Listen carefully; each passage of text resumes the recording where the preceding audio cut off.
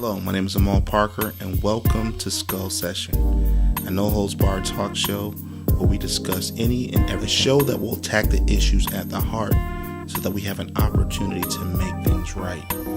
My first topic in my initial installment of Skull Session is the issue of saggy pants, and we'll talk about that when we come right back here on Skull Session.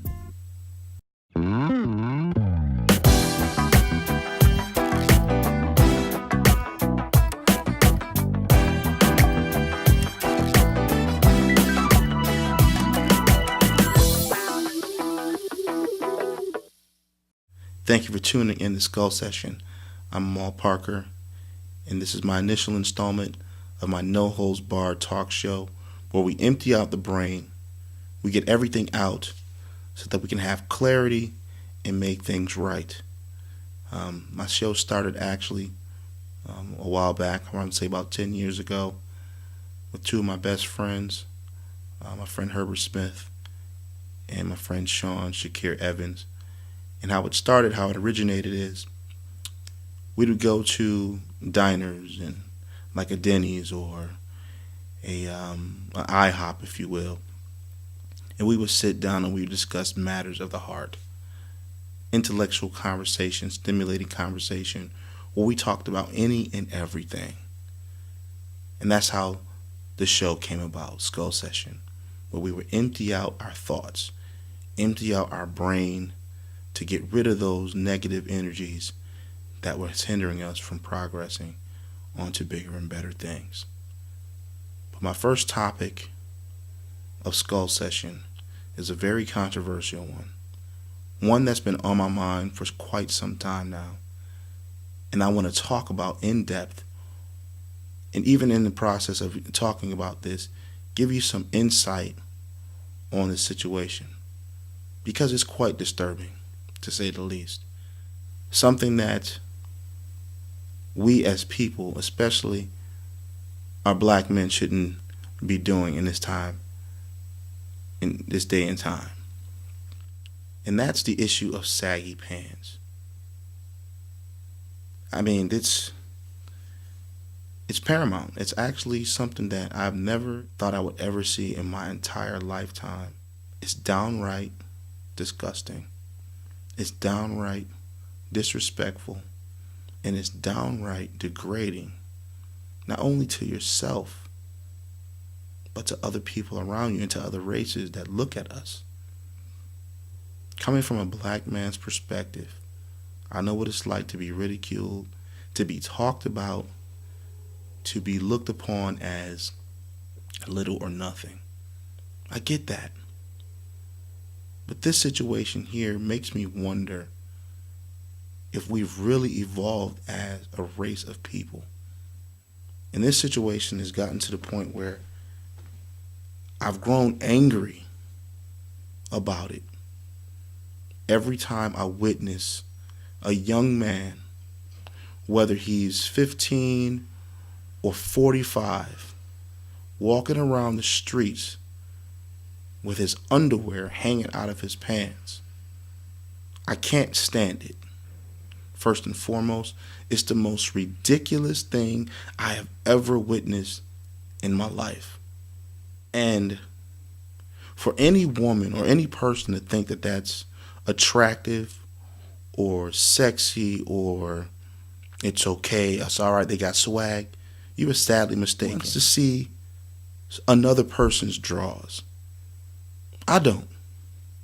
And I'm tired of looking at it.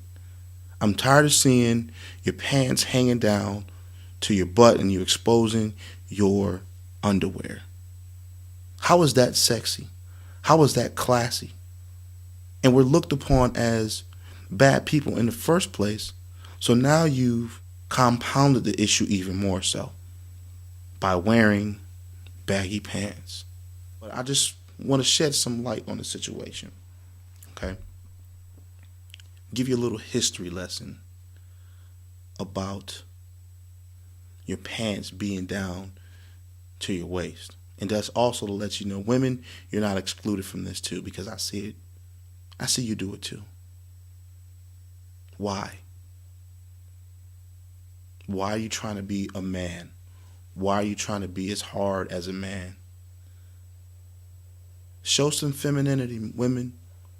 It's not cute for you to walk around looking like a dude. So this whole situation with the saggy pants is really, I kind of blame the artists that are out right now in the hip hop community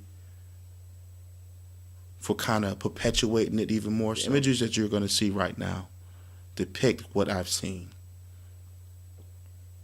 You're going to see people with their pants below their waist and happy about it. It doesn't make any sense to me why you would wear your pants so big to the point where you have to walk and hold them up. I've even seen young men walking with their pants literally down to their thighs and barely being able to walk.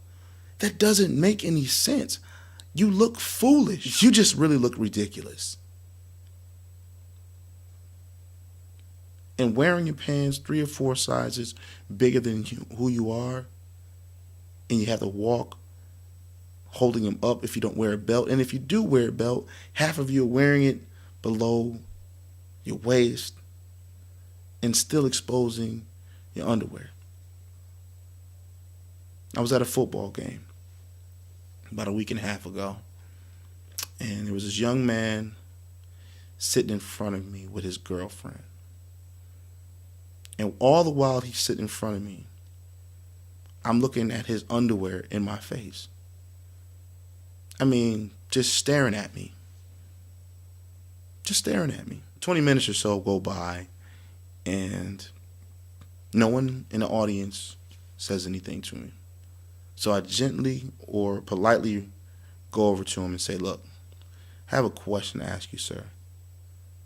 And I called him sir. I said, why do you wear your pants like that? His initial response was that my pants aren't below my waist, which leads me to believe that he already knew he was wrong.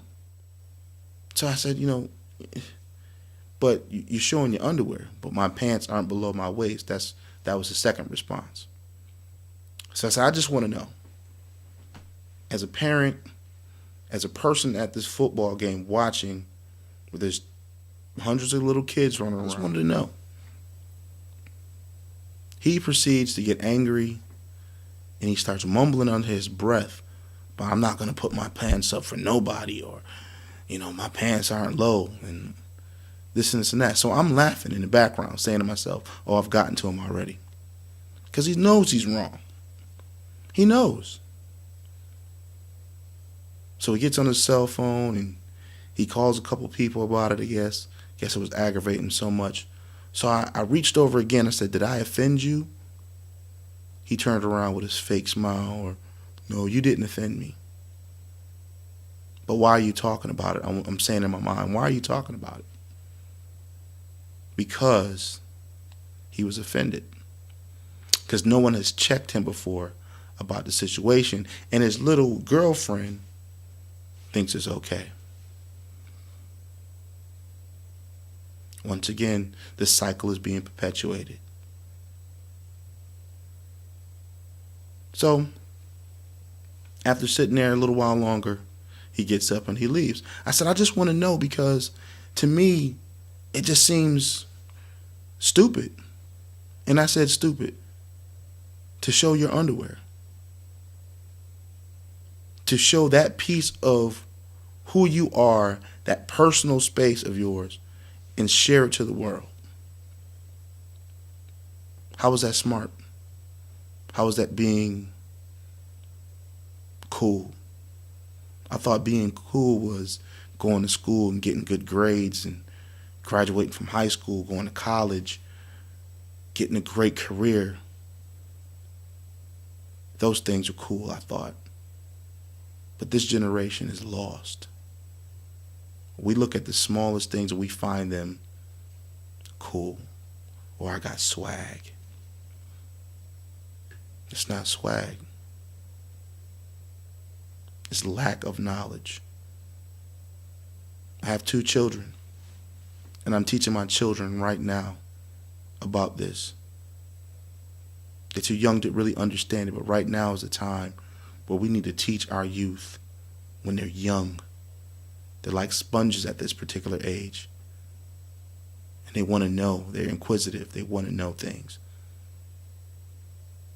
And like I said before, the cycle is perpetuated. If you let, and I'm talking to the parents out there, especially black men, if you're the one walking around with your pants sagging and showing your underwear to the world, and you have a young daughter, remember, she's watching your every move, whether you know it or not. You're her father. You're the first man that she's come into contact with. And you know what she's going to see? Oh, my daddy wears his pants down below his waist. Daddy, why are you showing your underwear? Daddy, why you get your pants like that? She's going to ask questions. And as she gets older and you're still doing it, as you get older, she's going to think that that's okay. That's what her man is supposed to look like my daddy. If you're doing things in front of your daughter, imagine when she gets to the age where she wants to date. What's the first thing she's going to do? She's going to gravitate to men who fit your mold, who look like you, who talk like you, who has swag like you. And you know what she's going to do? She's going to say, Daddy, I love him. And you know what? You can't get upset. You know why? Because when she was 4 or 5 or 7, you already planted a seed of what her man is supposed to look like. Now you've perpetuated the cycle once again. It's a continuous cycle, folks, that will never stop unless you change it. So you're going to look at her and say, no, you can't date him. I don't like him. I don't like the way he looks. I don't like the way he talks, or whatever it may be. But remember, you started it.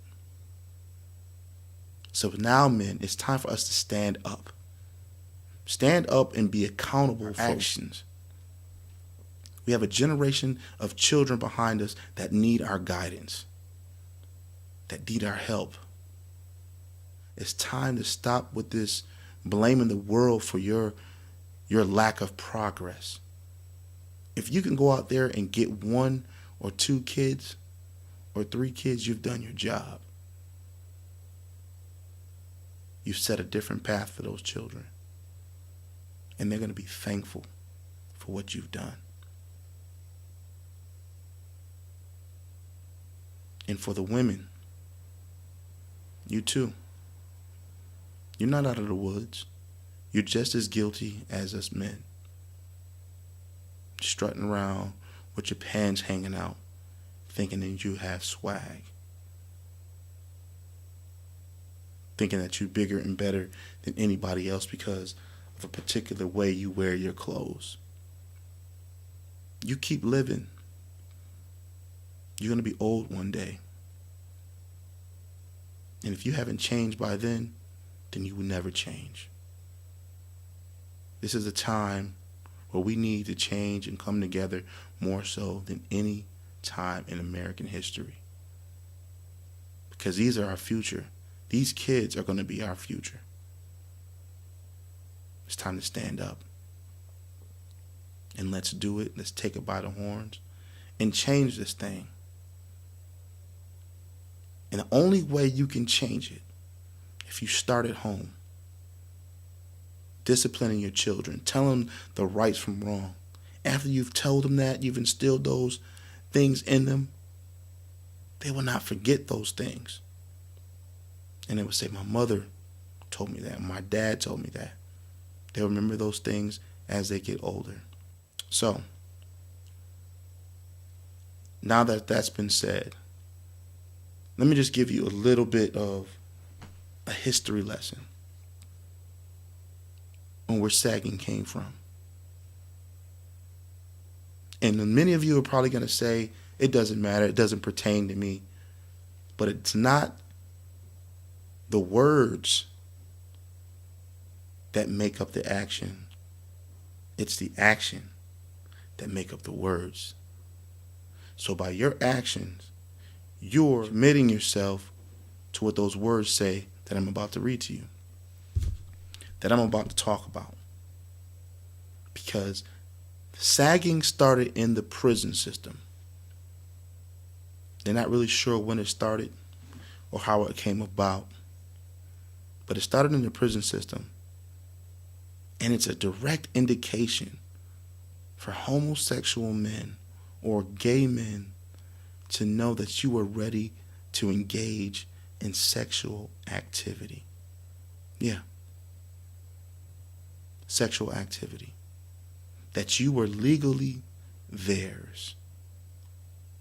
You were given an open invitation to let those men do what they wanted to you. It's not so cool now, is it? You were categorized as gay. It's not cool. A lot of you are probably shaking your head right now saying, like I said, it doesn't matter to me. I'm not gay. I'm hard. I'm the man. I got this. I got that. But as long as you walk around showing your underwear, that's what you are. And every time I see you, I'm going to shake my head at you and I'm going to laugh. Until you get it right. Until you say, you know what? I was wrong. Till that young man at the football game says, I was wrong. I need to change my ways. To that young lady that says, you know what? You're right. It's wrong. It's a brief snippet. If you Google it, you look it up on the internet, go to where the saggy pants originate, you'll see sources upon sources of information that tells you where it comes from. Let's take a little bit of a time to read it, to understand it, to know that this isn't a game. This is for real. Let's stop perpetuating the cycle. Let's stop doing things the way we want to do them. Let's conform. Let's change our ways. Stop blaming everyone for your lack of progress, because that tactic is getting too old. This is 2012. We live in the land of opportunity. It's yours to get it if you want it. But you got to stop holding yourself back and by blaming your situations on other folks. So this is our time to change so that we can be better men in society, so that we can be the husbands, the brothers, the uncles, the nephews that we're supposed to be, the cousin. Let's change. If you have people in your family that sag and you're not a person that sags, you need to come at them like I'm coming at you. Look, you need to change that. And don't be afraid to go to the internet. Go to the source. It'll help you. Being a former military person, we were always told to button up. From our head to our toes, we were clean. Shiny shoes, shiny boots, creases in our pants, shirts tight. That's where I get it from. And that's what I love about who I am. Because I never want to do that. And you should too. Mothers, you should want your sons to look their best when they walk out the door. Fathers, you should want the same for your sons. And you want the same for your daughter. Somewhere along the way, we lost our ways. We lost raising a child. Everyone wants to be friends now. Buddy. Facebook and Twitter. It's this new technological world. But that's not how it's supposed to be. Your foundation starts at home. I know a lot of people come from broken homes, divorce and separation and foster care, whatever it may be. But you have an opportunity to go out and change the world with your story. So this is my way of giving back to the community, giving back to the people along the way that I've talked to. We can make a difference. We can do it. We'll be right back on Skull Session.